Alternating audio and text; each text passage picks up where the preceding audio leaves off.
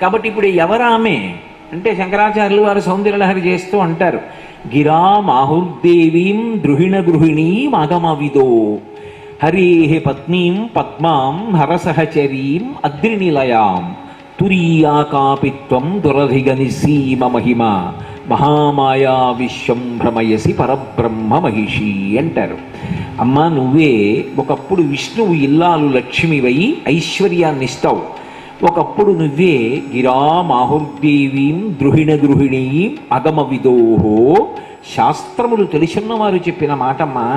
నువ్వే ఒకప్పుడు తెల్లటి బట్ట కట్టుకుని సరస్వతీ కటాక్షం ఇస్తావు, నువ్వే ఒకప్పుడు ఎర్రటి బట్ట కట్టుకుని శక్తినిస్తావు. మూడూ ఇవ్వగలిగిన దానివి నువ్వే. అవతలవాడు వచ్చి నీ ముందు నిలబడినప్పుడు వాడికి ఏది ఇస్తే ప్రయోజనమో దాన్ని ఆరూపంగా ఇస్తావు.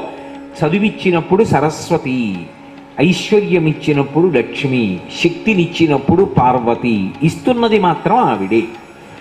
ఇందులో వెడుతున్నప్పుడు దాని పేరు విద్యుత్ శక్తి అంతే.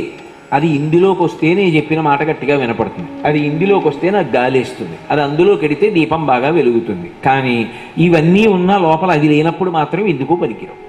అది విద్యుత్ శక్తి. శక్తి ఆ ఒక్క శక్తి ఈ మూడైతే మీకేం అభ్యంతరం లేదుగా.